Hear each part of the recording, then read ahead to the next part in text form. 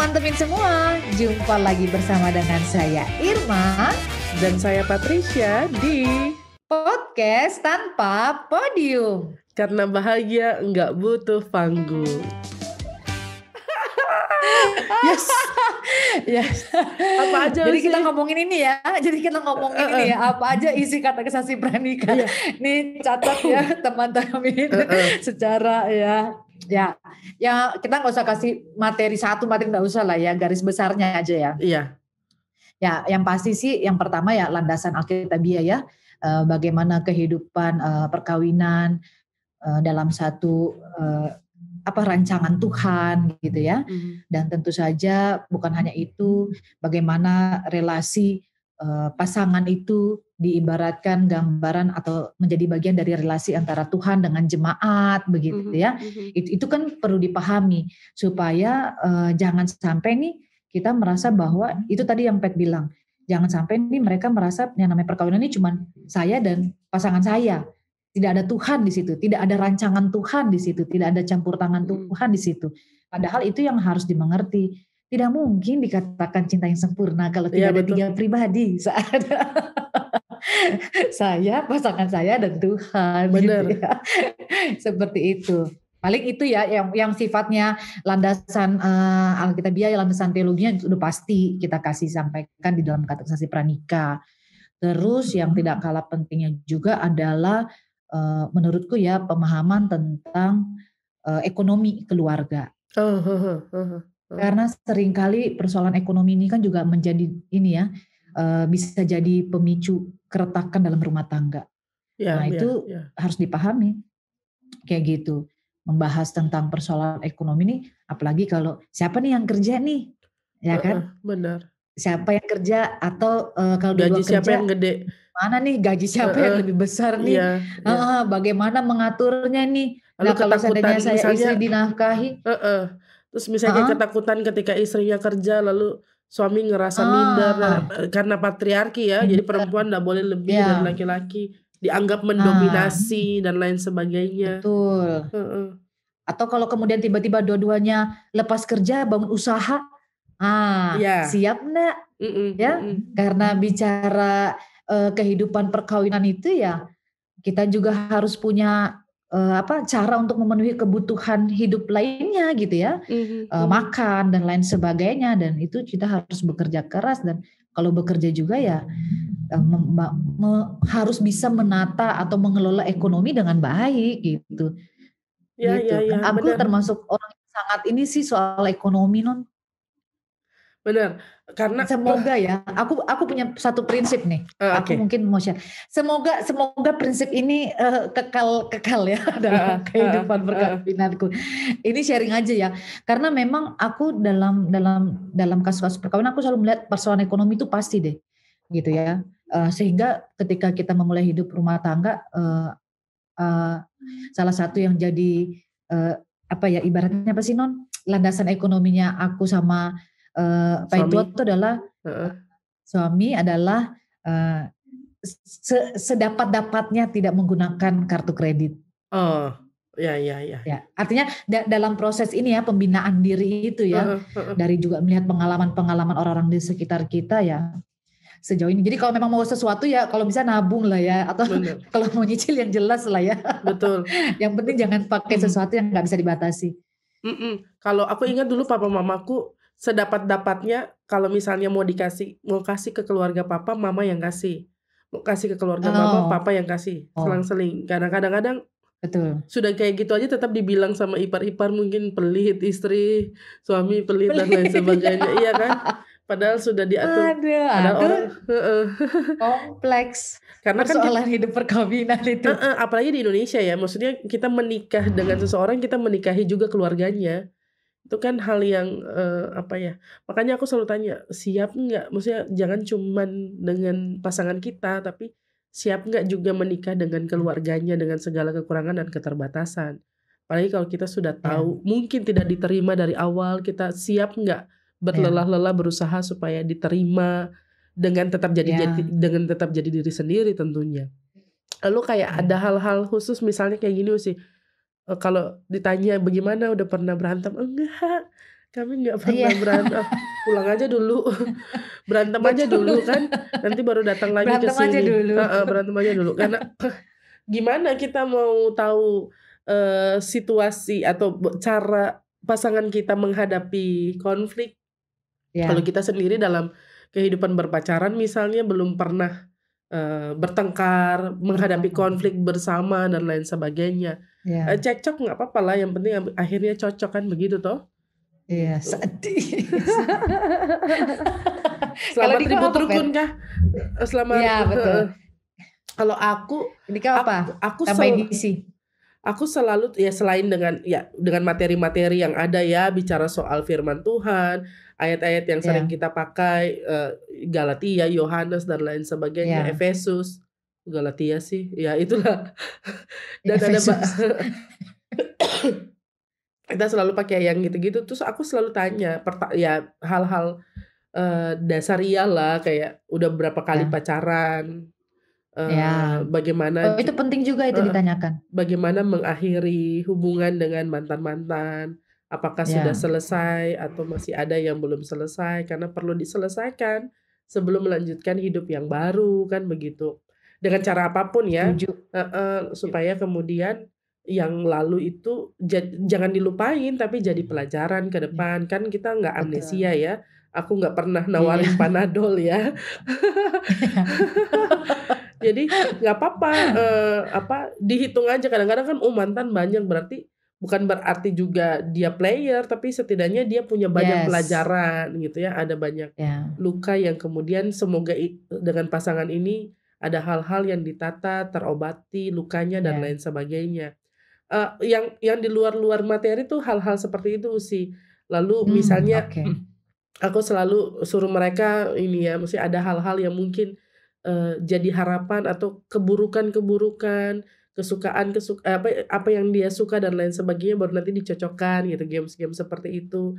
Sebenarnya kan tujuannya supaya sejauh mana saling mengenal toh, lalu kata-kata yang menguatkan disimpan di Alkitab begitu supaya besok-besok setelah menikah kita ingat proses katekisasi. Ingat. Kita ingat proses menikah ini nggak dimulai dari ibadahnya, tapi dari Iya, persiapan, jadi dari persiapan. perkawinan, pernikahan, sudah ada pembelajaran-pembelajaran yang ada dan itu memang kita luangkan waktu sih. Sebenarnya kan Iya, kalau kita mau pendeta-pendeta kalau mau, apa ya, betul. males, ngapain Mau kita ketemu males. sama pengantin Iya, berkali-kali. iya, Sudah paham kok, iya, nanti nanti gue khotbahin aja deh sekali selesai. iya, Tapi kan kita mau memberi diri karena tanggung jawab moral kita gitu ya, tanggung jawab iman kita juga dan pelayanan iya, kita ada di sana. Bahwa kita sedang berdoa untuk kehidupan mereka yang baik nantinya. betul. Jadi, ya aku tuh selalu gemetar ketika ada rumah tangga yang aku katekisasiin ya, maksudnya aku ajarin, aku Iya, bina betul, bersama betul. menghadapi pergumulan itu tuh. Pergumulan. Tuhan berusaha untuk mendampingi, ya pilihan Iya, di masing-masing ya, tapi masing-masing. tapi kita nggak pernah selesai ketika pemberkatan nikah. Kehidupan mereka selanjutnya, keterlibatan aktif mereka dalam pelayanan itu juga menjadi catatan-catatan penting. Nah, yang kita pelajari sebenarnya di katekisasi pranikah kan gitu. Sebenarnya kalau Iya, dipahami sebagai ini perlu, seperti yang kita omongin sebelumnya ya, iya, bahwa ini perlu, maka kita akan dengan senang hati, orang yang mau menikah tuh akan dengan senang hati mempersiapkan diri, nggak melihat itu sebagai beban. Jadi teman-teman yang betul. mau Sepakat. menikah, ikut aja Iya, katekisasi pranikah, iya, daftar gitu jauh-jauh iya, hari. daftar. Supaya kalau memang ya pahit-pahitnya pada akhirnya kita nggak cocok ya nggak apa-apa, kita It's berjumpa, okay. kita memilih untuk tidak memilih misalnya ya, ya udah gitu. Tapi kalau memang cocok, kita cocok dalam persiapan-persiapan yang matang, gitu kali ya Usia. Iya, betul. Aku mau tambahin sedikit juga. Ada Mhm, yang juga aku suka share dalam katekisasi pranikah aku ya, bahwa kalau memang mau stop stop sekarang. Lebih baik malu sekarang, ibaratnya begitu ya. Daripada nanti sudah pesta, toh orang tua sudah bangga-bangga segala macam, terus kemudian ternyata ada sesuatu yang dipaksakan, karena pastinya juga bicara kehidupan perkawinan juga itu butuh kesiapan psikis yang betul-betul mateng ya. Matang ya non, karena jangan dipikir hidup perkawinan itu tidak punya tekanan tersendiri. Oh, tekanannya luar biasa. Yang tadinya kita sendiri leluasa di atas tempat tidur, tiba-tiba berdua. Benar, benar. Habis itu punya anak, bagaimana mengatur ritmenya, siapa yang jaga, siapa yang begadang dan lain sebagainya, Iya. toh dengan segala lelah dan letihnya gitu ya. Jadi kalau seandainya memang secara psikis juga kita nggak mempersiapkan diri, nah itu juga diingatkan tuh dalam kata-kata pernikahan. Jadi memang dan yang menarik adalah bahwa seringkali juga banyak dalam pelayanan kata kesasi pranikah ini kita juga melibatkan orang lain ya, para ahli, misalnya ahli psikolog bisa menolong untuk memberikan masukan, ahli ekonomi dan lain sebagainya. Itu penting sekali Iya. supaya nggak kaget nanti, supaya nggak kaget masuk dalam hidup yang baru itu nggak kaget. Karena ya itu ya nggak seindah ya pacaran kalau berantem besar putus kelar selesai. Benar. Perkawinan nggak gitu. Iya, iya. Perkawinan nggak gitu. Jadi mesti well prepare lah mau masuk dalam kehidupan perkawinan. Jadi Pet sudah siap? Aku siap banget Ustaz. Kalau pendeta udah. Kalau pendeta kan kita ada katekisasi pranikah juga tuh Sito. Iya, betul. Yang belakangan ini Ada. kayaknya bareng-bareng semuanya dipersiapkan jadi satu gitu. Sudah bareng-bareng. Karena Betul. majelis sinode yang mengaturnya, ya namanya mau menikah dengan kalau yang pendeta kan menjadi pendamping pendeta butuh persiapan juga yang matang karena dia tidak hanya menikah dengan sesosok gitu ya, personnya saja tapi dia juga bagian dari pelayan Tuhan yang ada banyak hal yang bukan membedakan ya kita dari yang lain, tapi ada banyak tantangan yang jauh terkait dengan urusan bekerja di rumah Tuhan yang harus dihadapi bersama-sama gitu. Jadi buat teman-teman yang mungkin mau menjadi suami pendeta maksudnya persiapan masuk. Maksudnya persiapkanlah diri dengan baik gitu ya. Daftar. Betul. Dan bukan berarti kita pendeta lalu kemudian akhirnya nggak ada katekisasi pranikah, enggak, tetap ada. Karena kita juga harus mempersiapkan diri toh gitu. Meskipun kita sering mengajar orang lain tapi kita juga perlu diajar, ada hal-hal yang dan sebenarnya bicara soal pernikahan ini kalau tadi Usi bilang bukan hanya seputar hawa nafsu terkait dengan hubungan seks, itu kadang-kadang yang jarang juga dibicarakan di katekisasi pranikah. Betul. Padahal kehidupan itu perlu. Seks dalam pernikahan itu penting ya untuk dibahas. Sangat. Mungkin nanti satu waktu kita bahas dengan yang lebih expert kali ya untuk bahas entah malam pertama atau malam lanjutan kah atau bagaimana orang yang sudah menikah kehidupan rumah tangga termasuk kehidupan percintaannya kah, bagaimana supaya membuka mata kita karena banyak tayangan-tayangan yang menyaksikan hal-hal yang bertolak belakang dengan apa yang kita harapkan begitu ya. Bagaimana habis nonton Netflix saya ini. Iya. Wow. Penting itu. Aku sampai habis kok. Habis. Wah keren ya. Dan shock aku habisnya memang. Iya kan. Nanti ada lanjutannya tuh. Iya. Pasti ada lanjutannya tuh kali ya season 2 ya. Pasti. Semoga ya supaya clear kita. Iya. Film apa teman-teman cari tahu sendiri ada apa di Netflix. Ya kalau teman-teman mau ngobrol dengan kita terkait dengan hal tersebut monggo DM aja. Oke. Ya pastinya banyak ya isi dari katekisasi pranikah yang pasti semuanya betul-betul penting dan sangat membekali para pasangan-pasangan yang akan memasuki kehidupan perkawinan. Jadi jangan pernah teman-teman menyepelekan setiap proses ketika setiap proses itu menolongmu untuk bisa melangkah lebih tenang. Ya, maksudnya melangkah lebih tenang tuh karena sudah ada persiapan ya Non ya. Benar. Bukan melangkah cuma dengan senang gitu ya, tapi melangkah dengan tenang supaya bisa menjalani kehidupan. Ada apapun suka duka dalam kehidupan relasi, dalam perkawinan, kalau kita sudah punya persiapan yang matang, salah satunya lewat katekisasi pranikah, pasti kita bisa melewati seluruh kerikil-kerikil bahkan batu-batu. Amin. Karang kali. Yang paling penting adalah temukan pasanganmu, lalu sama-sama katekisasi pranikah. Bukan. Dan jangan lupa ya jauh-jauh hari ya. Jauh-jauh Jangan hari. mepet-mepet ya. Benar, Supaya jauh-jauh hari. banyak yang dicurhatin begitu loh. Iya, supaya persiapannya matang. Jangan cuma ngurusin Betul. WO dan lain sebagainya. Itu penting. Iya.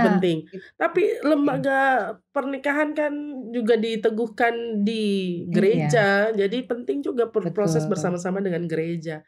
Lalu kalau sudah menikah, aktif terlibat dalam pelayanan persekutuan Betul. kesaksian di gereja. Jangan hilang. Betul, jangan hilang. Jangan abis nikah waktu GP dia aktif, pas nikah nggak tahu mau masuk mana. Tetap di GP, masuk PKB ya, masuk PKP. Masuk PKP juga. Jojo Desi ingat itu ya, masuk PKB, masuk PKP. Oke deh. Dicek mereka ya. Oke deh. Jangan lupa untuk selalu dengerin episode terbaru podcast Tanpa Podium setiap Rabu malam di Spotify dan setiap Sabtu malam di kanal YouTube podcast Tanpa Podium. Temukan hal-hal menarik dan bermanfaat tentunya di Instagram @podcasttanpapodium. Follow ya, jangan sampai ketinggalan. Saya Patricia pamit. Saya Irma pamit. Sampai jumpa di episode selanjutnya. Dadah teman-teman. God bless you. Bless you.